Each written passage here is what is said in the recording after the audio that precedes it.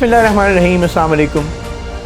100 سال پہلے انہوں نے مشرق وسطیٰ کا ایک نقشہ بنایا اور آج سب کچھ بدل رہا ہے۔ ذرا تصور کیجئے کہ ایک کمرے میں دو لوگ بیٹھے ہیں، دو افراد بیٹھے ہیں، ان کے سامنے ایک نقشہ رکھا ہوا ہے اور وہ پینسل اٹھاتے ہیں اور چند سیدھی لکیریں لگا دیتے ہیں۔ انہیں شاید اندازہ بھی نہیں تھا کہ چند لکیریں اگلے 100 سال تک جنگوں، عالمی طاقتوں کی کشمکش کی بنیاد بن جائے گی۔ آج کی ویڈیو میں ہم تاریخ، موجودہ حقائق اور مستقبل کے امکانات کو جوڑ کر اس سوال کا ایک واضح جواب تلاش کرنے کی کوشش کریں گے۔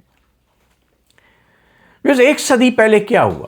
1916 پہلی عالمی جنگ جاری تھی۔ اس وقت پورا مشرق وسطیٰ تقریباً سلطنت عثمانیہ کے قبضے میں تھا۔ برطانیہ اور فرانس جانتے تھے کہ اگر عثمانی سلطنت شکست کھا گئی تو پورا علاقہ طاقت کا خلا بن جائے گا، وہاں ایک گیپ پیدا ہو جائے گا۔ لہٰذا انہوں نے ایک خفیہ معاہدہ کیا۔ اس خفیہ معاہدے کو دنیا آج سائکس پیکٹ ایگریمنٹ کے نام سے جانتی ہے۔ برطانوی سفارتکار مارک سائکس اور فرانسیسی سفارتکار فرانکوئس جارجس پیکٹ نے نقشے پر لکیریں کھینچ کر اثر و رسوخ کے علاقے تقسیم کر دیے، یعنی جہاں برطانوی سلطنت کا اثر و رسوخ زیادہ تھا وہ انہوں نے برطانوی اثر و رسوخ کے علاقوں میں ڈال دیے، اور جہاں فرانسیسی اثر و رسوخ زیادہ تھا وہ انہوں نے فرانسیسی اثر و رسوخ کے اندر ڈال دیے۔ بعد میں ان منصوبوں میں تبدیلیاں بھی ہوئیں، لیکن یہی معاہدہ بعد میں مینڈیٹ نظام اور جدید سرحدوں کی تشکیل کی بنیاد سمجھا جاتا ہے۔ ان لائنوں نے ویورز کیا پیدا کیا؟ اس دور کے بعد رفتہ رفتہ مختلف ملک وجود میں آئے۔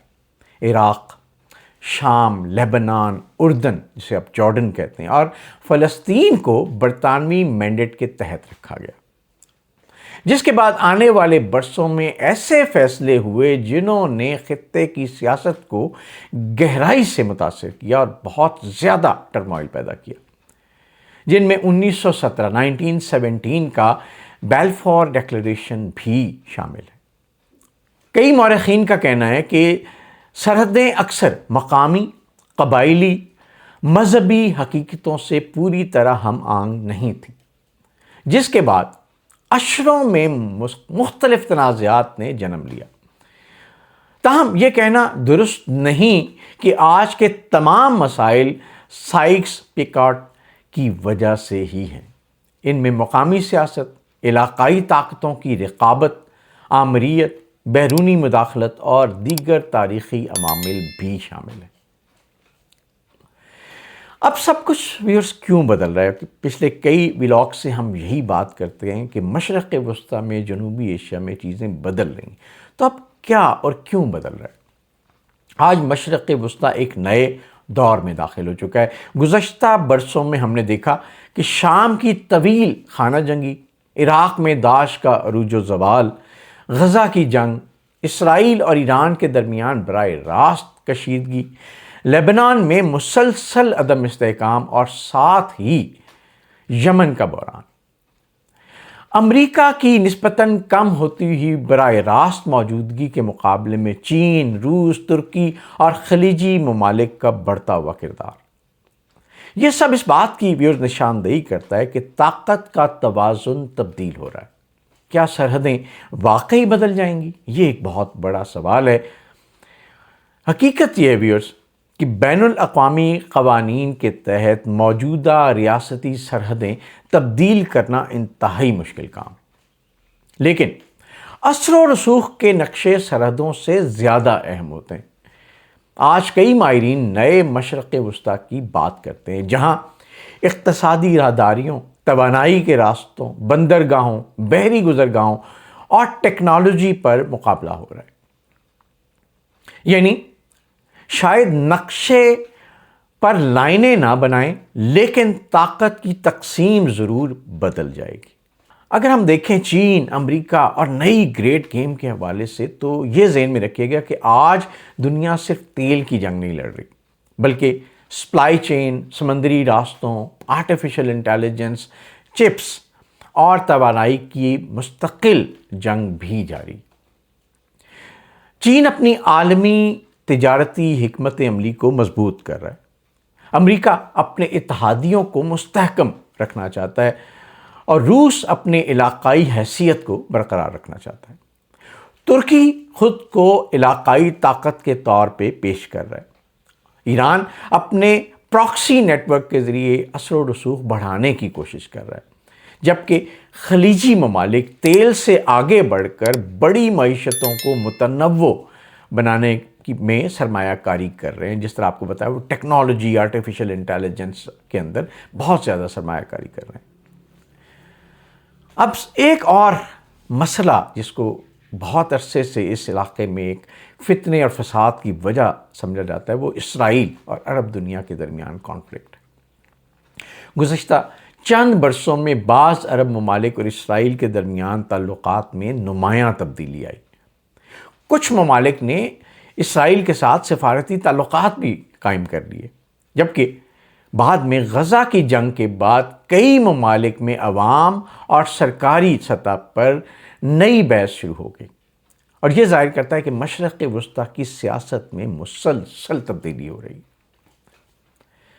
اور ایک اور اہم سوال ہم سب کے حوالے سے وہ یہ ہے کہ اس ساری سچویشن میں پاکستان کہاں کھڑا ہے؟ ویئرز، اگر مشرق وسطیٰ تبدیل ہوتا ہے تو پاکستان بھی اس سے الگ نہیں رہ سکتا۔ پاکستان خلیجی ممالک، چین، وسطی ایشیا اور بحر ہند کے درمیان ایک اہم جغرافیائی حیثیت رکھتا ہے۔ توانائی ہو، تجارت، دفاع اور سمندری راستوں کے تناظر میں پاکستان کے لیے مواقع بھی ہیں اور چیلنجز بھی ہیں، جن کا تذکرہ میں اپنے پچھلے ویلاگز میں باقاعدگی سے کر چکا ہوں۔ اگر اس ساری صورتحال کو ذہن میں رکھا جائے تو یہ جاننے کی کوشش کرتے ہیں کہ مستقبل میں کیا ہوگا۔ اگر موجودہ حالات، رجحانات جاری رہتے ہیں تو آئندہ 10 سے 20 سال کے اندر طاقت کا مرکز مزید کثیر قلبی ہو سکتا ہے، multi dimensional, multi power structure. اقتصادی راہداریوں کی اہمیت بڑھے گی، خلیجی ممالک توانائی کے ساتھ ساتھ ٹیکنالوجی اور سرمایہ کاری کے بڑے مراکز بن سکتے ہیں۔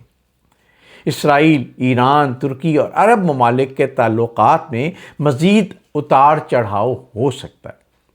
امریکہ اثر و رسوخ برقرار کرنے کی کوشش کرے گا، جبکہ چین اور دیگر طاقتیں بھی اپنا کردار بڑھانے کی کوششیں جاری رکھیں گی۔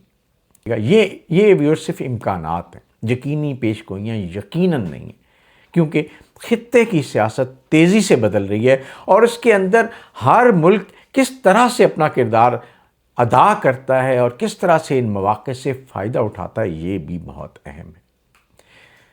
سوچنے والی بات یہ ہے ویورز کہ 1 صدی پہلے چند لوگوں نے نقشے پر لکیریں کھینچیں، اور پوری دنیا ان کے نتائج آج بھی بھگت رہی ہے۔ اور آج پھر ایک نیا دور شروع ہوتا دکھائی دے رہا ہے، لیکن اس بار شاید جنگ صرف زمین پر نہیں ہوگی، بلکہ معیشت، ٹیکنالوجی، توانائی اور عالمی اثر و رسوخ کی ہوگی۔ اور سوال یہ ویورز، کیا اگلے 20 سال میں دنیا مشرق وسطیٰ کا بالکل نیا سیاسی نقشہ دیکھے گی؟ ہم سیاسی نقشے کی بات کر رہے ہیں۔ اپنی رائے کامنٹس میں ضرور لکھیے گا، آپ کی رائے ہمارے لیے بہت معتبر اور اہم ہے۔ اور اگر آپ ایسی مستند اور دلچسپ جیو پولیٹیکل ویڈیوز کو پسند کرتے ہیں تو اس ویڈیو کو ضرور لائک کیجیے گا، اور چینل کو سبسکرائب کیجیے گا، بیل آئیکن کو پریس کیجیے گا، تاکہ آپ کے پاس کریڈیبل انفارمیشن ٹائملی پہنچتی رہے۔ آپ کا بہت شکریہ۔